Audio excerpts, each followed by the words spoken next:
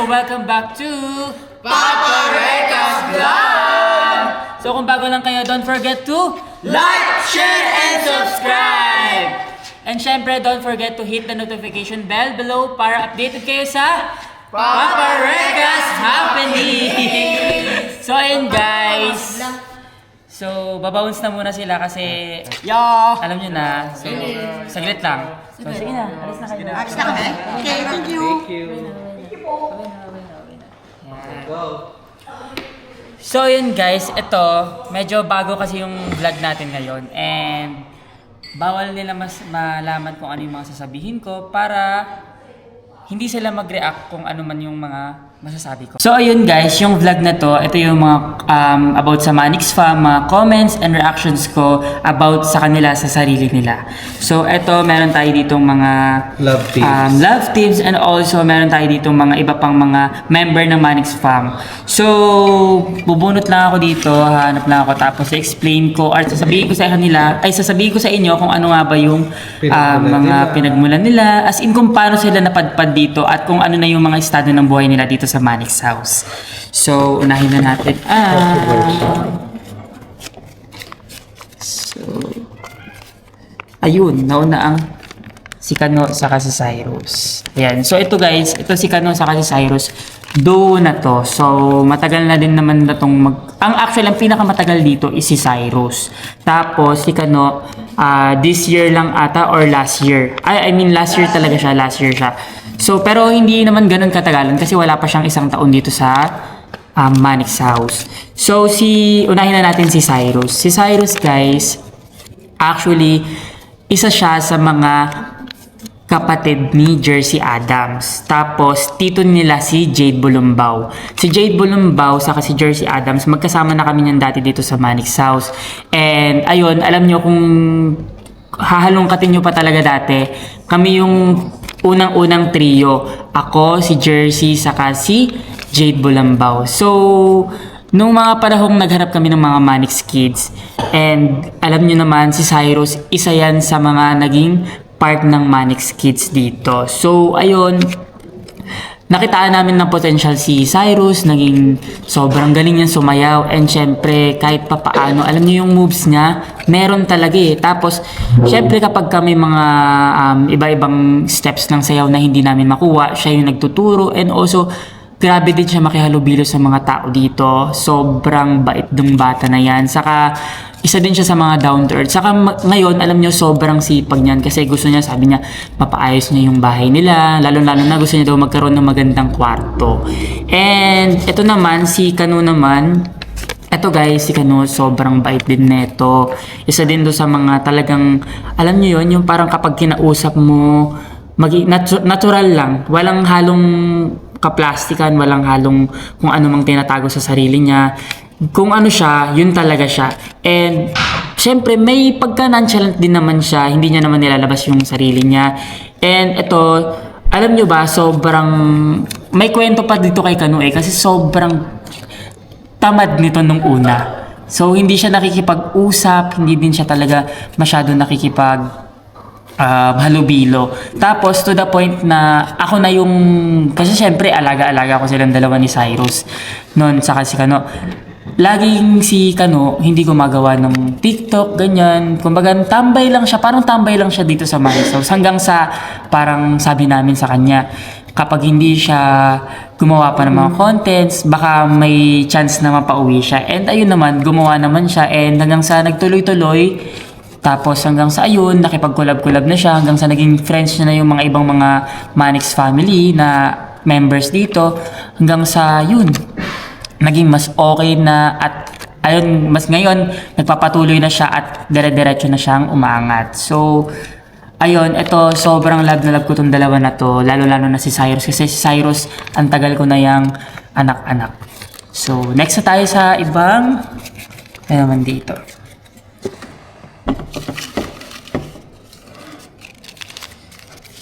Ito naman ang Kenshin Torres at saka si Pat Valde.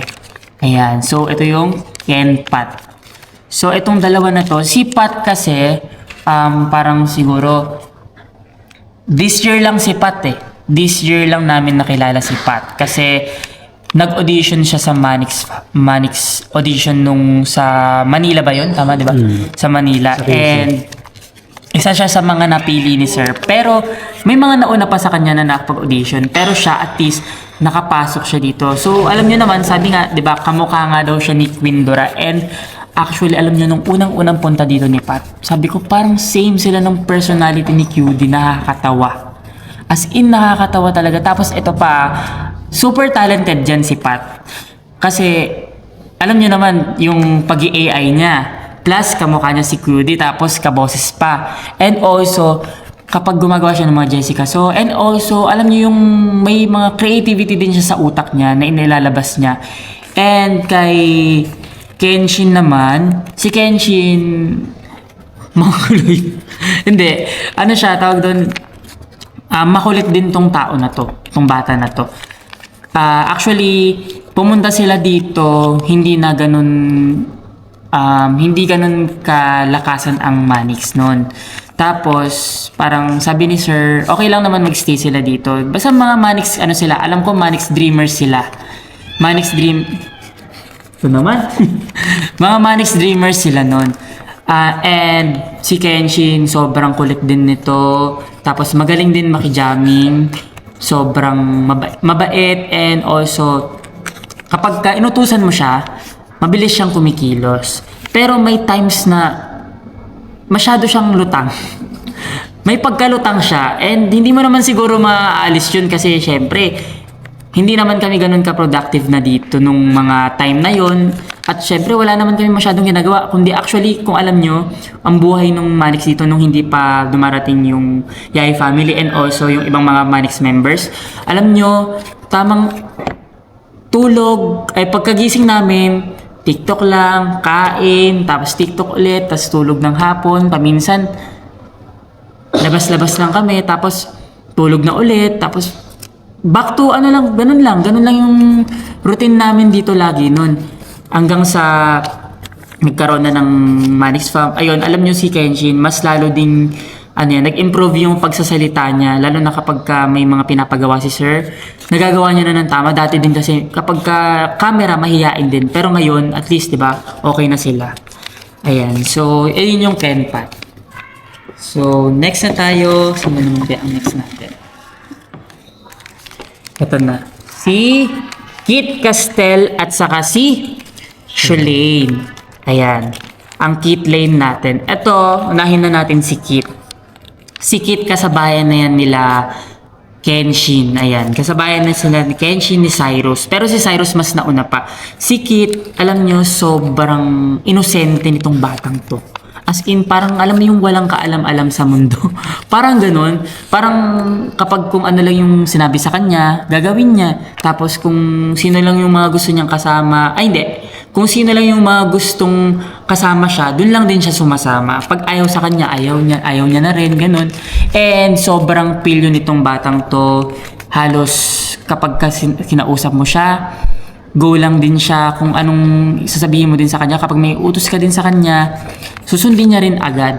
At alam nyo, isa to sa mga parang nagkakaroon kami ng gusto naming patatagin tong bata na to noon. Kasi nga, di ba, syempre, ang kwento niya, ang tagal niya nang hindi nakakausap yung mama at papa niya. Tapos, kapag may kailangan siya, hindi niya makontak, and syempre nahihirapan siya. Tapos alam niyo, nung may time na mag-aaral na dito, sabi ko, sinuggest ko kay Sir na, Sir, pag-aralin natin yung mga bata. And nakita ko itong batang to, masipag din naman kahit papaano. Basta, sabi ko sa kanya, basta pagbutihin niya lang sa pag-aaral, wag siyang magtatamad-tamad kasi kapag nagtamad-tamad siya, sabi ko, hindi niya matutupad yung mga pangarap niya sa buhay. And si Shulane, yikes naman. Si Shulane, simula nung pumunta siya dito, nagulat ako kasi sabi ko, grabe yung personality nitong batang to. Sabi ko, parang alam mo yung may patutunguhan. Kasi, nung unang nakita ko pa lang siyang umacting dito sa Manix House. Nung, mga kailan ba yun? Nung gumagawa kami ng content. Tapos sabi niya, ganto daw siya kapag uma-acting ganyan. Tapos nung nakita namin siya nung uma-acting siya na yun, sabi ko, ang galing. Sabi ko, marunong yung bata uma-acting. Sabi ko, may ano to, meron tong potential, meron siyang mga kailangang pang mas matutunan pa. And sobrang bait din ito. Alam nyo, kung may tatanungin dito sa Manix House kung sinong pinaka malinis at parang isa din sa mga inosente, walang masyadong alam, pero alam niyo yun, yung parang alam niya yung gagawin niya sa sarili niya. Si Shulaine yun. Isa siya sa mga ganong tao. So, napakabait, responsible, and sobrang matulungin din niya. Kapag may inutos din, gagawin niya at susundin niya. So, next na tayo. Ayan guys, next na tayo. Ito. Ayan, si Kelvin saka si Bebang. So, ito, recent love team to. Recent love team natin to. Si Kelvin, kasabayan niya si Ace Rimitter, saka si Cyrus. Ayan. Si Kelvin, saka si Ace Rimitter, si Cyrus, at saka yung ibang mga Manix kids natin dito, is dati na silang magkakasama. So, si Kelvin, ang kwento naman nito, alam ko sabay na sila ni Ace noon, tapos hanggang sa naging mag-close sila. Tapos lagi pa namin to nakakasama si Kelvin sa pag-gym. Ayan, sobrang bait din itong batang to. Pero hindi siya ganun marunong makihalubilo sa tao. So, alam kong pinakasinasamahan niya lang dati is si Ace mismo. Saka si Brian. Sila lang talaga ang magkakasama. Pero kapag ito, inutusan mo din, mabilis lang din siya kumilos. Susundin niya yung kung ano yung sinabi mo. And responsible din naman tong batang to. Kapag may gusto siyang gawin, susundin niya yun. Tapos kapag may mga parang achievement siya na gustong gawin sa buhay niya. Tulad na lang nung sabi niya gusto niyang umayos yung katawan niya. Grabe yung consistency niya doon. Kung ano talaga yung goal niya, gusto niya matutupad niya yun. At ayun, kung tingnan niyo naman yung katawan niya, di ba? Ang ayos-ayos. And eto naman si Bebang, maraming kwento to si Bebang eh. Maraming love team na napuntahan to. Hindi ko rin alam kung bakit. Hindi ko alam kung trip-trip lang ba yun or talagang etong Kelbang na ba talaga ang endgame. So si Bebang, dumating yan dito, nagulat ako kasi hindi ko siya kilala noon. Tapos nakita ko, sabi ni sir, ano daw siya, galing daw siya sa audition and magaling din siya umacting. May skills din. Kumbaga alam yun, kumbaga meron siyang talent sa pag-acting. Actually, nagulat ako noon kasi ang pinaka-love team niya, pinaka-unang love team niya is si Prince. Si Prince talaga ang unang love team niya. Tapos grabe, alam nyo, ang daming ship nun, ang daming gustong mas makita pa sila sa vlogs, mas makita pang magkaroon sila ng pagkakadevelopan. And parang one time, nagulat ako, sabi ko, ba't hindi na sila nag-uusap? Yung pala, hindi na pala sila love team, na iba na pala yung love team. Napunta naman si Bebang kay Matt. So, nagkaroon ng matbang. Pero yung matbang, nagulat ako, mabilis lang din nawala. 'Di ba?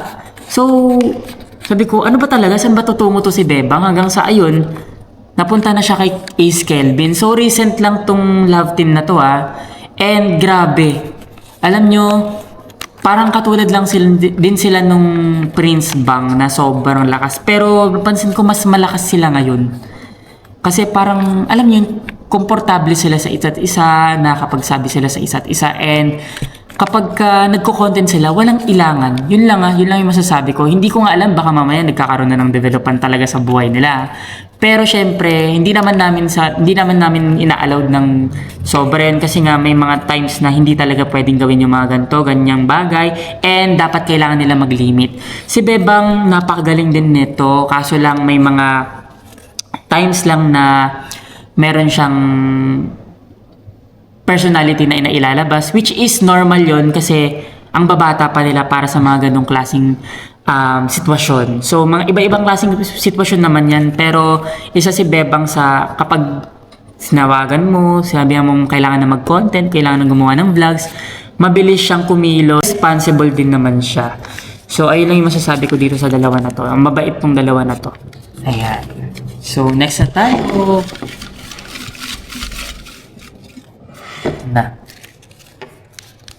Uy! Etong dalawa na to, sobrang tagal ko na tong kilala. Way back 2022 or 2023. Sila si Harvey San Juan at saka si Cyrene Jean Rodriguez.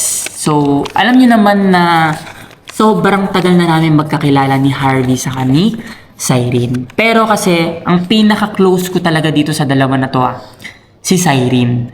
Si Harvey, unang pagkakakilala ko sa kanya, alam niyo yung Bibo siya. Actually, kaidaran ko lang ata si Harvey or mas matanda pa sa akin or mas bata pa sa akin. Pero basta mga nasa same age lang kami. And kasabayan ko sila dati nung sa Manix family, mga OG, mga old gangs. Ayan, mga kasamahan ko sila. Ito si Harvey, sobrang galing nito mag-volleyball. Ayan, saka basketball. Gulat nga ako, sabi ko, kaya pala yun. Sabi ko, volleyball and basketball, kaya pala ng isang tao yun. Akala ko kasi dati, kapag may sports ka, isa lang yung tinututukan mo. Gulat ako sa kanya, parehas kaya niya. And sobrang bait din ito, makulit. Tapos, ito, sobrang bait nito. Kasi alam nyo, kung may papatunayan din ako sa mga kaibigan ko na talagang generous Kasi ako, hindi naman ako, tinetesting ko lang naman sila kapag kasabi ko, "Hoy, V, libre mo naman ako nito." Ang tawag ko kasi niya V, pero B ang nangyayari. Parang, "V, libre mo naman ako nito, B." Parang tinetesting ko lang sila. Tapos magugulat ako, mamaya-maya, "Bilhin mo na," sabi niya. Tapos sabi ko, joke lang. Tapos mamaya, siya yung mismong bibili. Tapos ibibigay niya na lang sa ako. Sabi ko, "Ito, nantitrip lang to eh." Sabi ko, "Nantitrip lang ako, bakit tinuloy? Bakit tinotoo?" Ayan, so si Harvey, isa siya sa mga generous na tao. And sobrang bait din ito at mapagkakatiwalaan ko to ng sobra. Kasi kapag may sinabi ako sa kanyang sikreto or about sa sarili ko, hindi naman yun nakakalabas kung kani-kanino. And ito si Cyrene, alam ko talaga 2022 or 2023, sobrang naging close ko na agad to. Kasi alam niyo yun, sobrang bibo niya, sobrang bait niya, at ang galing niya makihalubilo sa tao. And isa rin siya sa generous. Pareha sila ni Harvey. Si Cyrene naman, generous siya sa pagkain. Alam mo yun, kapag sinabi kong kain tayo, ganyan. Paminsan, siya na yung malilibre. Although ako kasi, hindi ako sanay ng ako yung nililibre. So, mostly, ako yung naglilibre sa kanila. So, lagi ito, kapag may times, nagulat ako sa kanya, nung nawala sila sa Manix. I mean, kasi nagtutok siya sa pag-aaral niya. Nag-focus muna siya sa studies niya. Parehas kami ni Cyrene na-graduate this year Parehas na kaming graduate. Si Cyrene, grabe, sabi niya sa akin, once daw talaga na makatapos siya ng pag-aaral, nako, pupunta daw siya at babalik daw talaga. Nagtatanong nga siya sa akin noon kasi syempre, di ba, dikit kami ni Sir. Kumbaga kasi kami ni Sir, wala pa kasing Manix noon, nandito na ako. Si Cyrene, sabi niya sa akin, "Reka," sabi niya, "pwede pa bang bumalik dyan? Kasi syempre, namimiss ko na," sabi niya. Sabi ko kasi, after ko talaga graduate, babalik ako sa Manix. Tapos, dun muna ako magtutuloy-tuloy hanggat kung ano mangyayari sa buhay ko. Basta, gusto ko makabalik ako ng Manix. Ayun, minessage ko si Sir at kinausap ko, sabi niya, go, pwede daw siyang bumalik dito. At ayun, grabe. Sobrang laki ng improvement namin dalawa. Kasi, alam niyo yun, nagugulat kasi. Kasi, actually ako, hindi talaga ako masyado tutok sa pag-aaral ko. Kasi nga, bukod sa assistant ako ni Sir, marami pa akong ibang mga ginagawa. Si Cyrene tutok siya. Tapos, parang kapag nagde-debate kami, parang sabi niya, may point ka, parang ganun, ganyan. And sobrang bait talaga nito ni Cyrene. Grabe, wala akong masasabi dito. Ito ang tao na walang ka-plastic na masasabi ko talaga na naging kaibigan ko din. Kasi simula pagkakilala ko sa kanya hanggang ngayon, same pa rin. Sobrang close namin. Sa mga nagsasabi dyan na na akala nila magjowa kami ni Cyrene. Hindi guys, ang magjowa si Cyrene saka si Harvey. Ako guys, best friend lang ako ng dalawa na yan. So ayun lang, grabe, bait tong dalawa na to. Sobrang tagal ko na rin sila maging kaibigan. So next na tayo. Eto na. Si Prince saka si Lian. Si Prince saka si Lian. Ito recent lang din to. Recent love team lang din to dito sa Manix fam. Si Prince, medyo matagal-tagal na rin siya dito. Around 3 years, alam ko. 3 years na si Prince dito. Kasabayan niya si Kosuke. Kasi sila ni Kosuke magkaibigan talaga sila simula day 1 nung nagkakilala sila hanggang ngayon magkaibigan pa rin sila. Si Prince, eto sobrang bait nito, ang kulit din at grabe din to kapag inutusan mo. Susunod agad siya. Kumbaga alam mo yun, meron siyang isang salita na kapag may inutos sa kanya, gagawin niya na agad, hindi na yung hihintayin niya pa na mamaya ako na gagawin, ganyan. So responsible siya sa mga bagay-bagay. And si Lian naman, si Lian hindi ko pa to lubos kilala. Pero sa pagkakilala ko sa kanya hanggang nandito siya sa Manix House, mabait, tahimik, and responsible din siya. Kasi kapag sinabing vlog na tayo, didiretso na sila agad. Kasi ang may hawak dito, si Cyrene saka si Harvey. So anak-anak nila to, sila ang nag-handler. Napapansin ko kapag every time na magva-vlog sila, andyan agad, ang bilis nilang kumilos. So kung mayroon isang mga mabilis kumilos dito sa mga pagva-vlog, ganyan, isa na yon si Prince saka si Lian. Mabait din tong dalawa na to, super mapagkakatiwalaan mo din. Pero may times lang na hindi sila nagkakaunawahan ng mga babae kasi nga syempre sa mga gamit may mga hiraman tapos nakakalimutan magbalik-balik. Pero bahala na sila doon, sila naman yon. Basta ang sabi ko lang naman sa kanila, wag sila mag-aaway kasi kapag nag-aaway sila, magkakaroon sila ng samaan ng loob. Ayun, so mabait din tong dalawa na to, responsible and magagaling. So next na tayo. So eto, ang Yanela, si Yans at saka si Ella. Alam nyo ba si Yans, may may kwento sa akin dati. Alam nyo ba si Yans, hindi ko talaga siya trip dati. Hindi ko siya kumbaga parang masasabi ko na ayaw ko sa kanya dati. Kasi sa sobrang kakulitan niya, hindi niya na napapansin yung mga paligid-ligid niya kung may naiistorbo ba siya, ganyan. Hanggang sa unti-unti, ayoko talaga siya kausapin dati hanggang sa unti-unti. Tapos sabi niya sa akin, "Pero ikaw, ba't ba lagi mo akong trip?" Tapos kinausap ko na siya, sabi ko sa kanya, ganito kasi, sabi ko, may mga bagay kasi na hindi ka napapansin, na parang akala mo okay lang at normal lang. Sabi ko, wala naman yun. Sakto-sakto, sabi ko, tama naman na hinihintay kitang magsalita kasi baka mamaya kasi masamain mo na hindi kita pinapansin, na ayaw ko sa'yo kasi ganto ganyan ka. Hanggang sa nagulat ako nung sinabi ko sa kanya yung mga bagay na kailangan niyang baguhin, nabago niya naman. Although meron pa rin naman siya ngayon mga part na hindi nababago, pero mga normal naman na yun kasi bata pa, hindi pa naman yan, wala pa naman yan sa mga katulad namin na kaidaran namin, wala pa naman sila sa mga age of 20s, di ba? So ayun, sobrang nag-improve to si Yan. Saka ang taba nito dati. Ang taba nito dati. Kung mapapansin nyo, mukha lang sa kanya yung mapayat. Pero ngayon, tinan nyo, di ba? Consistent na rin siya, hindi na rin siya nagkakakain, and meron na din siyang isang salita. And nag-improve na rin naman yung sarili niya kasi hindi na siya ganun sobrang kakulit, kapilyo, na parang to the point na hindi niya na alam kung may na-istorbo ba siya, may ganyan. So ngayon, nag-check na siya lagi bago siya mangulit, ganyan. At least, di ba, nag-i-improve yung mga bata dito.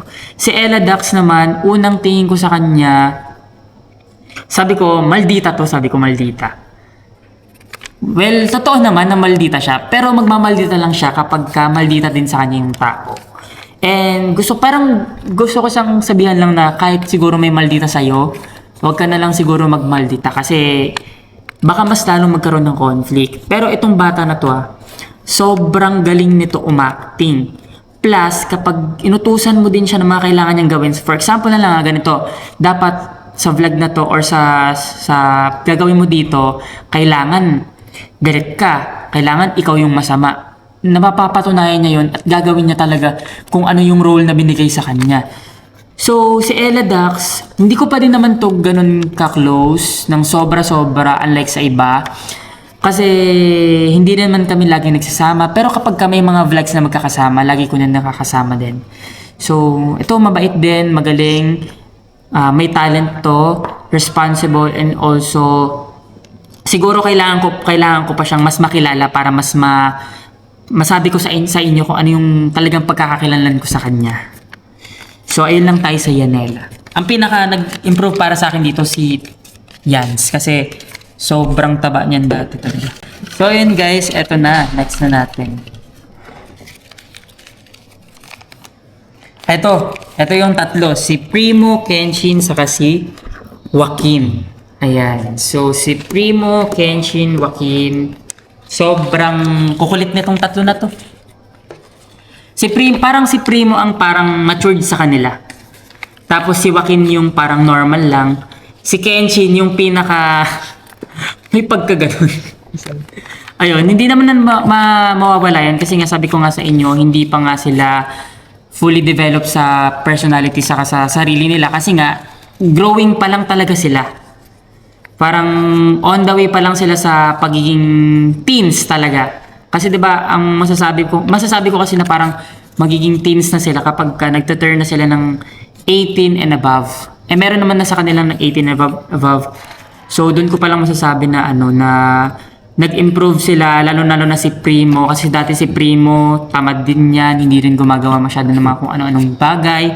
Tapos ngayon napansin ko sa kanya mas naging productive na siya, and also kapag may mga kailangan gawin, nagagawa naman niya ng tama. Kaso may times din naman na pumapalpak siya, pero normal naman yan sa tao magkaroon ng kapalpakan. Normal din naman sa tao magkaroon ng kapalpakan, mga pagkakamali, pero wag lang siguro yung to the point nagagawa ka ng sobrang pagkakamali na pagsisisihan mo talaga sa buhay mo.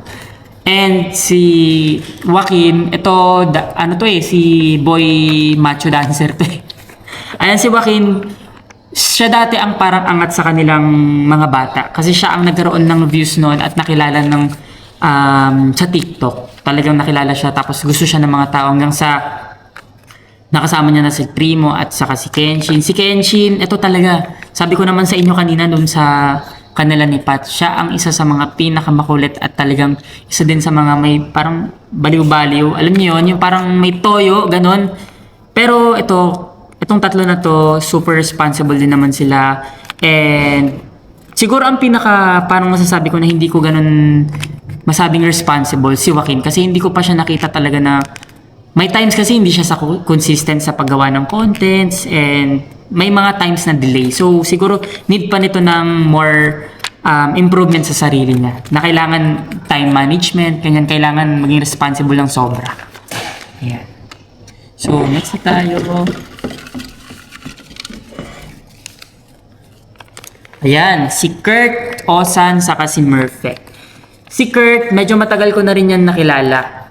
Parang kasabayan din ata nila Kosok ito. Ayan. So, si Kurt, bisita-bisita lang to dati.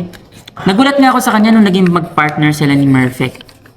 Sabi ko, nailalabas din pala niya, may talent din pala naman. Sabi ko, may arte din, meron din siya. Lalo na yung mga nag-boom nila dati, kaya nga naging sa love team sila.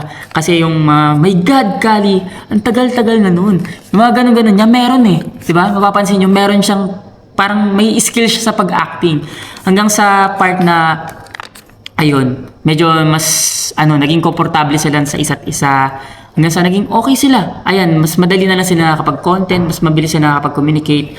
Si Kurt, isa din to sa tao na kapag sinabihan mo, ayun, gagawin niya din yung mga bagay na sinabi mo sa kanya.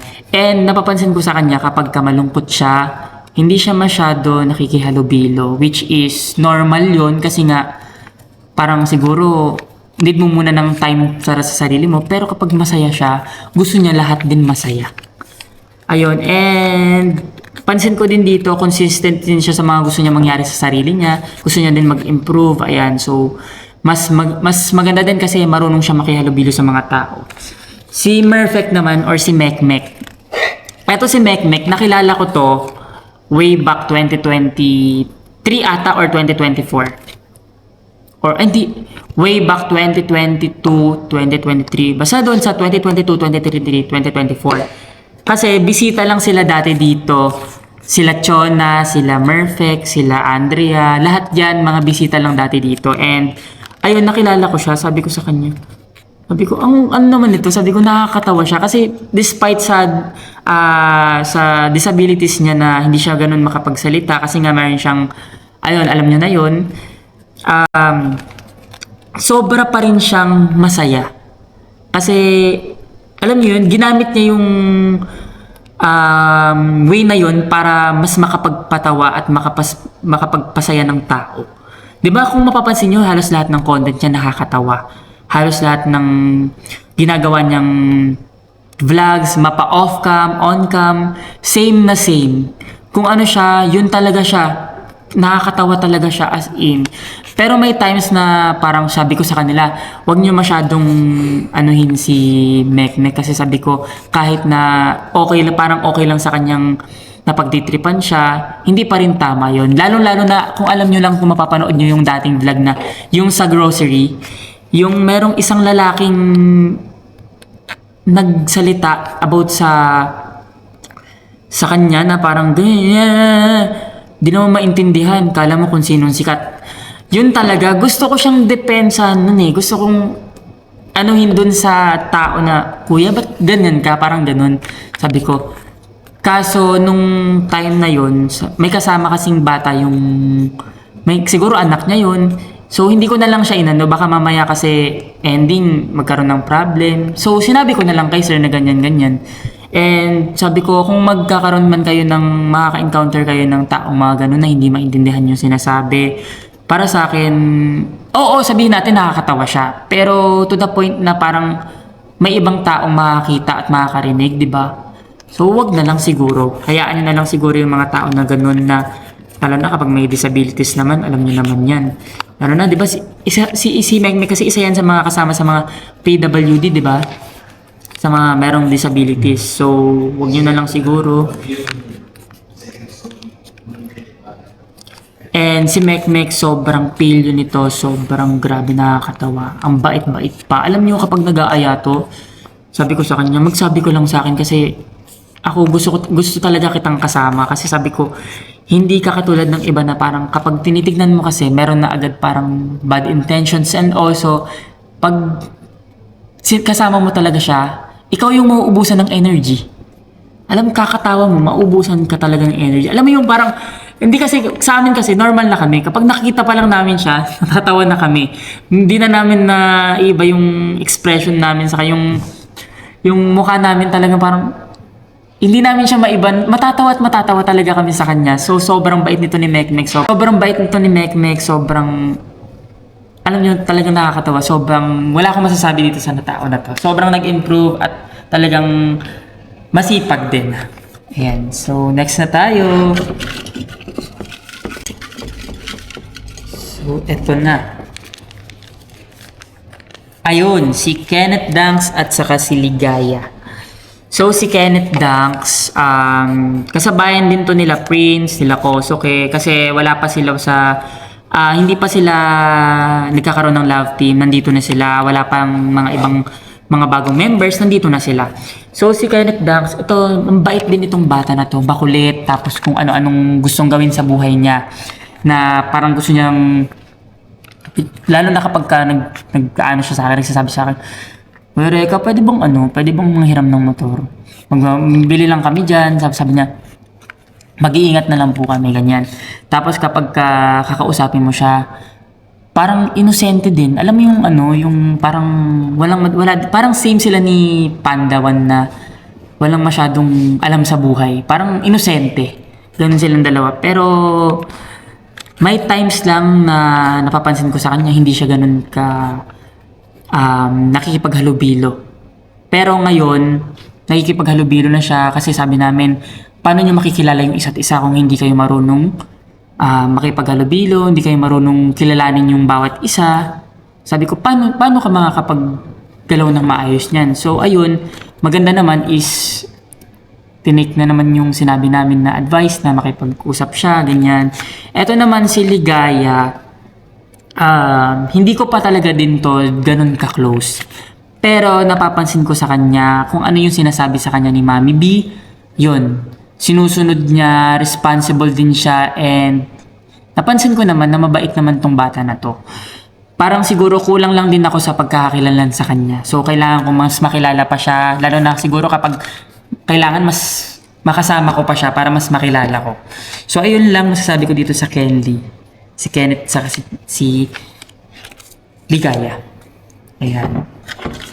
So, dito na tayo. Ito na. Nakuha ko na eh. So, dito na tayo kay Kosuke Umimoto at kay Shalane. Yikes. Eto talaga ha. Eto talaga, meron tong... Sa mga nagko-comment dyan na ako, sabi nila, may secret daw ako na alam sa Shalane. Marami din naman kami, halos lahat naman kami alam namin yung secret na ganyan-ganyan. Pero hindi naman siya secret na parang hindi pwedeng i-reveal. Itong secret ito, pwede itong i-reveal kasi ito, kwento ko na muna yung kay Kosuke. Si Kosuke, ito ang pinaka-baby dito. Ito ang pinaka-baby kasi siya ang pinaka bata sa kanila sa kasi parang ang turing na nila magkakapatid dito eh. So kumbaga sa magkakapatid, siya ang bunso. Siya ang pinaka-bunso talaga. Ito sobrang kulit nito. Saka ang cute-cute nitong bata na to, lalo nung unang-unang pasok niya dito. Alam mo yung parang walang kamuwang-muwang. Wala siyang wala siyang kaalam-alam, parang alam mo yung inosente siya. Tapos nakakatawa lang kasi dati ito nagkakaroon pa to ng kaaway kasi kumukuha siya ng gamit dati sa mga kasamaan niya. Nangihiram siya pero may times nakakalimutan niya magpaalam tapos kukuha siya. Pero at least improve naman na. Saka ito sobrang cute, sobrang bait. Kapag may sinabi ka din sa kanya, gagawin niya. And siguro sa responsible, hindi pa siya ganun kasi may times na kailangan pa nilang mag-improve sa time management. Lalo na pag sinabi sa kanilang tara na, may times kasi na kailangan pa silang tawagin. Pero at least ngayon, nag-i-improve na sila kapag sinabihan silang mag-vlog na, andyan naman na sila. Ayan. And si Shalane naman, ito si Shalane, napakabait din itong bata na to. Pero may times lang talaga na makulit eh. Makulit. Pero nakakatuwa tong bata na to. Alam niyo, unang pasok nito, inalarma agad namin siya. Tapos, akala ko nung una, hindi siya papayag kasi baka mamaya, syempre, mabaldog yung ulo niya, magkaroon siya ng ano-ano dyan sa sarili niya. Ayun, sabi ko sa kanya, ingatan yung bata kasi baka mamaya mapano. And go naman siya, go in the flow lang siya, go lang siya kung anong mga gusto nilang gawin sa kanya. Go lang siya to the point na doon niya mas lalong na-express yung sarili niya. Doon niya mas lalong nailabas yung sarili niya na ganito pala siyang tao, mabait. And ang isa lang sa mga gusto kong mag-improve pa siguro dito, siguro sa pagiging makulit. Kasi kapag mas makulit siya sobra, nakakalimutan niya na rin yung parang nakaka-istorbo. Pero hindi naman siya ganun nakakairita. Kumbaga parang alam nyo nga, sabi ko nga sa inyo, ang babata pa nila, kaya parang normal lang yan sa kanila. Pero ang galing nyo, kahit bata pa sila, nagkakaroon sila ng maturity. Nagmamature yung utak nila kapag sinasabihan silang ganto ganyan. Tinitake nila, as in, tinatatak nila sa utak nila. So si Shalane, eto, kwento ko na sa inyo, eto baliw na baliw talaga to kay Kosuke dati. Baliw na baliw to dati.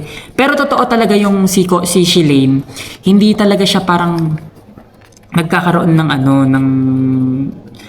siya, crush na si Kosuke, nakikitan siya, pero nung si Kosuke yung naghahabol sa kanya, parang ayaw niya. Kasi parang, syempre, di ba, alam niyo naman sa kalagayan ng, sino ba namang hindi mangungulit sa'yo? Pogi naman na yun, tas biglang parang i-rejected niya. Hanggang sa, ayun, nung si Kosuke naman, di niya na pinansin, si Shalane naman yung naghabol.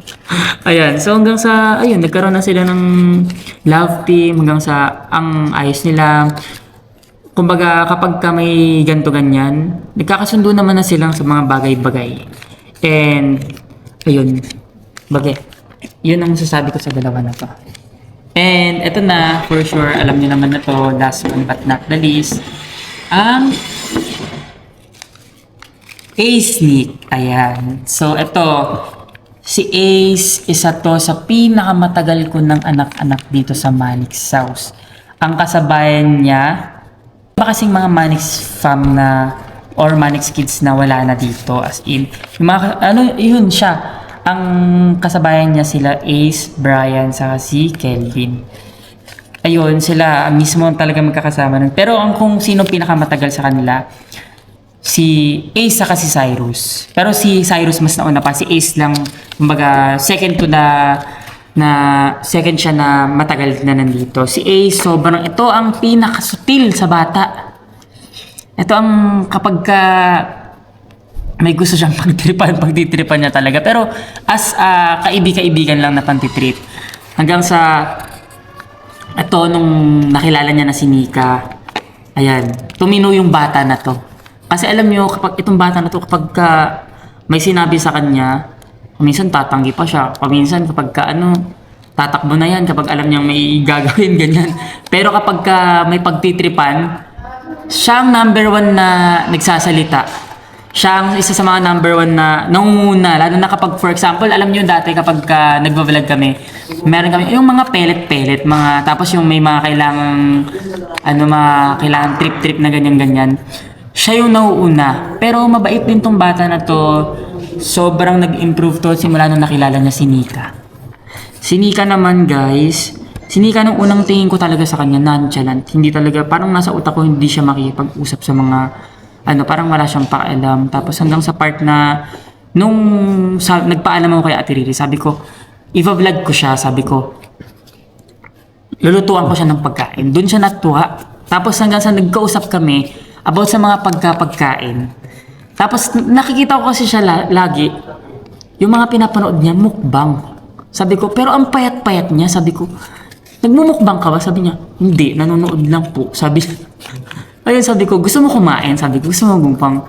Tapos tumango siya, hanggang sa ayun, sabi ko, ang hilig nito kumain. Mahilig tong kumain, mahilig tong magluto din for sure. Tapos sabi niya, sa luto hindi daw siya marunong. Sabi ko, sige, tuturuan ko kayo. Pagka gagawa tayo ng mga ganyan. Tapos kapag kakain na, siya ang tinatawag ko. So, sa babae, si Nika ang una kong nakaklose. Hanggang sa naging anak-anak ko na rin to. Sobrang bait din nito. Dito nga lang din siya naging naging extrovert kasi introvert siya Hindi siya nakikipag-usap talaga Sobrang, hindi ko din siya, kasi nung mga first day pa lang niya dito, hindi ko siya mapansin, hindi ko siya makita. Parang after ng vlog, nandun na siya sa tita niya, nasa kwarto na lang, hindi na siya lumalabas. Hanggang sa nung nakilala ko siya, tapos naging close kami, ayun, tuloy-tuloy na, lagi na siyang nandyan, ang bait niya, kaso nga lang, sa sobrang bait niya, may times na parang, oo na lang siya, kahit hindi niya gusto. Yun lang, plus hanggang sa sinabi namin sa kanya, kapag ayaw nyo, wag nyo pilitin yung sarili nyo na gustuhin yung mga bagay-bagay na kailangan yung gawin na ayaw nyo. Sabi ko sa kanila, wag ganon. Pero nung etong love team, itong dalawang to, ito ang isa sa mga pinakikiligan ko din talaga. Kinikilig ako sa Koshi Lane at ito talaga ang pinakaunang-unang mga nagkaroon ng love team. Sobrang bait, sobrang responsible. Tapos kapag nakita nyo talaga sila, parang natural yung, alam nyo, wala silang ilangan. Kasi nga, di ba, syempre, sobrang close na nila ni Ace. So, ayun lang, ang sasabi ko dito sa dalawa na to, sobrang bait, sobrang pilyo, sobrang, alam nyo yun, kapag nakita nyo sila talaga. Makikita nyo sila na hindi sila nagbago simula dati hanggang ngayon. Si Nika ang nagbago lang sa kanya. Mas nakilala nyo siya na ganito yung ugali niya kasi na-express niya yung sarili niya, saka mas hindi na siya nonchalant. So kumbaga, na siya, nakikihalubilo na siya ng halubilo. So ayun guys, yun na lahat yung mga about sa mga comments ko at sa mga reactions ko sa mga bata, saka sa mga members ng Manix family, kung paano ko sila nakilala noon hanggang ngayon. At sana matuwa kayo sa mga comments ko and panoorin nyo to guys kasi dito nyo pa sila mas lalong makikilala. Ayun lang. So kung bago ka lang, don't forget to like, share, and subscribe and click the notification bell para updated kayo sa Reka's Happening. So bye-bye!